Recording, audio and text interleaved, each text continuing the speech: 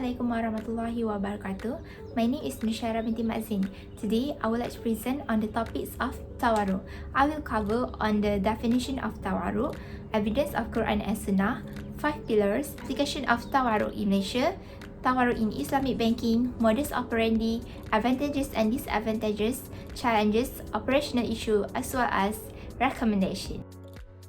In the capitalist financial system, money is used to generate more money. Therefore, such words as loan, lending, or credit are commonly used in conventional banking to refer to money lending activities. However, with the different bases or principles being used in Islamic banking due to the impermissibility of the interest, the word financing is frequently used, which refers to the activity of supplying funds by the bank to customers with specific underlying concept and is recorded as an asset of the bank. Tawarruq is the sale and purchase transaction within the trading contract that has been widely used. It has recently become popular in the local Islamic banking industry for financing or cash liquidity purposes. It can be considered as an alternative instrument to Bai al-Inah, which was adopted in Malaysia a few years back. Nowadays, some of the local banks have started to move from Inah to Tawarruq. Tawarruq in its original form is a process of purchasing a commodity on credit by mutawarid, seeker of cash, and selling it to a third party at a lower price on a spot basis for the purpose of liquidity management. In current banking practice, the upfront appointment of the bank as an agent to deal with the third party wakalah is termed organized Tawarruq or Tawarruq Munazam. Next, evidence of Quran and Sunnah.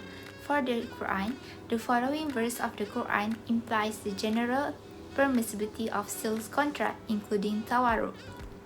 Second, the Sunnah of Prophet Muhammad, peace be upon him.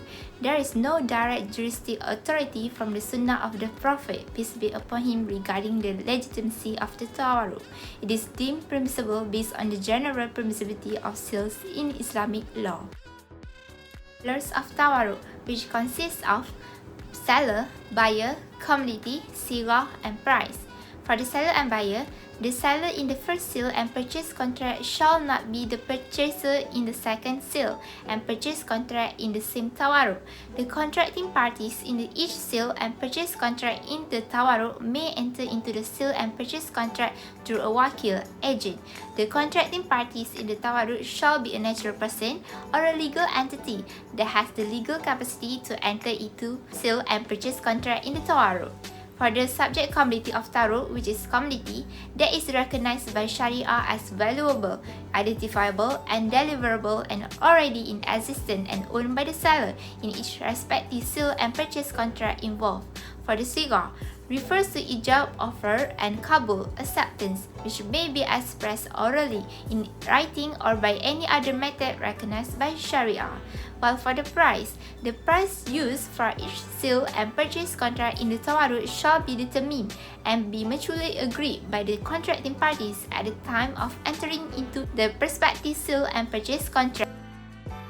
BNM resolution permitted the Tawarruq concept to be implemented by Islamic banks in Malaysia as an alternative to Inah. The concept, also known as commodity murabaha and widely used in deposit products, financing, asset and liability management, as well as risk management.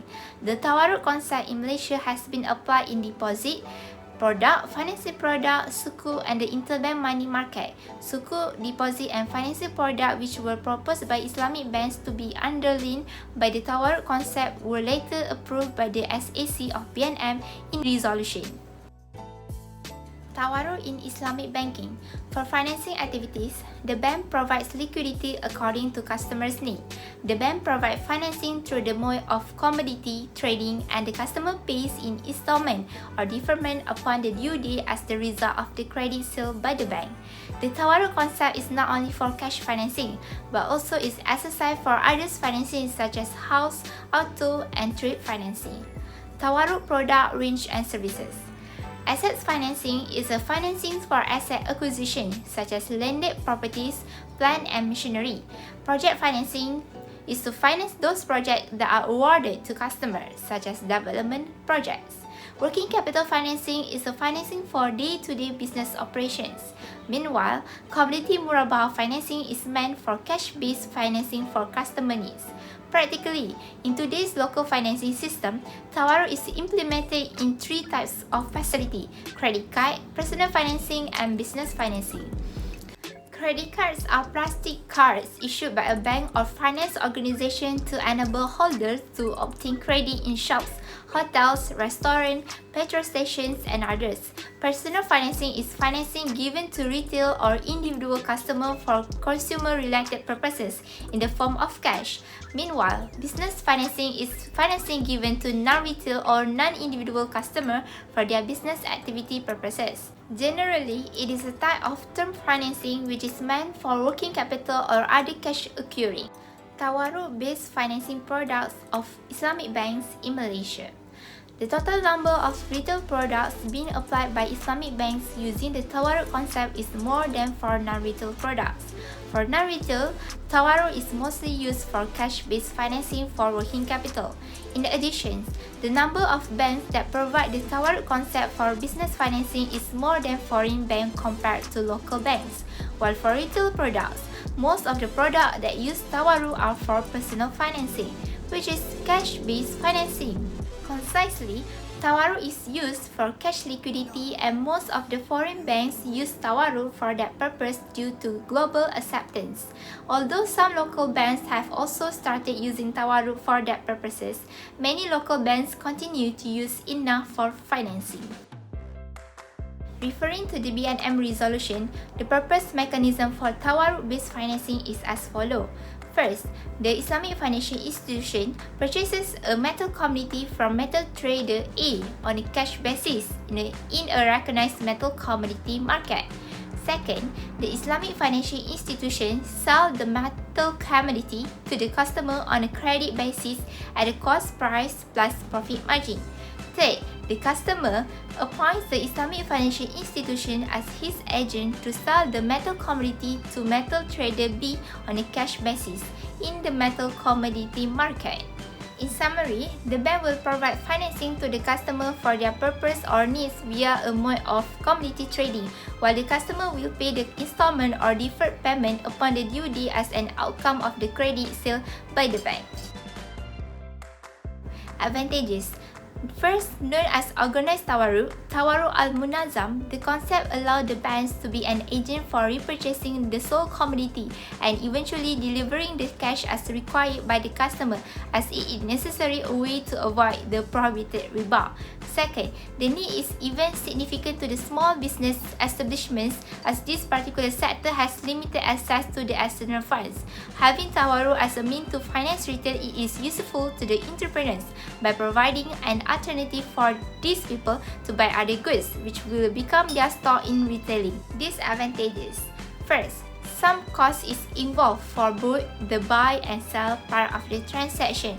The direct cost to the customer and the social cost of this transaction is certainly much higher than the cost of interest-based lending. The reason is the complexity of the transaction and its several steps and contracts that involve with the cost. Second, in order to reduce its cost is to apply in a formal not real way, so it becomes riba-based loan with paperwork which gives the attraction to fake the transaction instead of implementing its detail required by its fake discretion. First, Tawarruq is not an acceptable transaction. It is structure created to obtain cash, payable over a period of time at a higher price and nothing to do with any trade. Second, it is not for the main attention for the bank to enter commodity trade. The buying of commodity is the circumvent Sharia rules. Bank don't intend to deliver the commodity and customer don't want the commodity. Third, the trading of commodity is not real. The commodities do not exist and not identifiable. It may be defective and it may be owned by someone else and not deliverable. First, Sharia non-compliant risk. The Sharia Governance Framework (SGF) of Bank Negara Malaysia (BNM) defines Sharia non-compliant risk as possible failure to meet the obligation to Sharia principles. Breaching of Sharia compliance in Tawarruq-based financing might have implications for the financial aspect of the Islamic bank.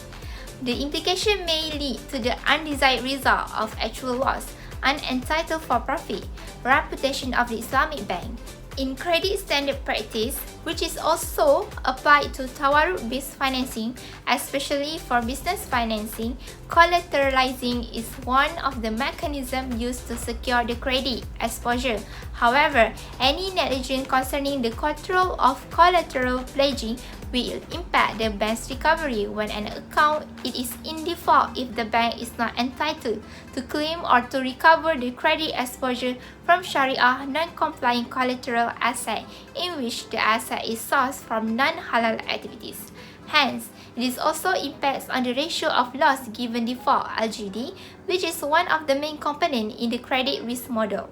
Second, potential risk in customer engagement. In the early stage of business origination, Sharia consideration in financing focuses on the customer or counterparty's business's activities and purpose of financing. The financing is not allowed to be granted to individual or non-individual entities whose activities explicitly involve Sharia non-compliant elements such as riba-based transactions, liquor production, gambling, and brothels. However, no detailed guideline has been provided to identify the requirement, especially when different types of contracts are being used to underline the financing or the counterparty's business activities are a mix of halal and non-halal elements. There is no explicit evidence to disallow Tawarruq-based financing being granted to any counterparty in which the cash proceeds will be used for prohibited activities. For the recommendations, first, the authorized body BNM should explicitly resolve the debatable issue of organized elements in the Tawarruq mechanism to make clear what is permissible and what is prohibited. This will solve the application issue of organized Tawarruq in the local financial system, which has struck the industry in the last couple of years. Second, BNM should develop and issue a Sharia standard of parameter for the Tawarruq concept as guidance for the local Islamic banks. Overall, Tawarruq contains a series of transactions in which the practical treatment seems complicated. Hence, preferably, a guiding principle is required. In addition, the standard will be able to set the requirement that should be adhered to by the banking operation in executing the transaction. Third, BNM should establish an addendum guideline to the existing guideline of credit risk management to cater for Sharia consideration in Islamic financing. This should outline the proper treatment to address all issues pertaining to Sharia in credit processing, which might otherwise be exposed to the risk of Sharia non-compliance. In conclusion, Islamic financial institutions should strive hard for better alternatives and adhere strictly to the Sharia's guidelines on the application of Tawarruq. Otherwise, Islamic financial institutions will appear as practitioners of merely copying the conventional system. Their functions and operations essentially no different from the conventional space, except in the use of Islamic terms to disguise riba and avoid other Sharia prohibitions.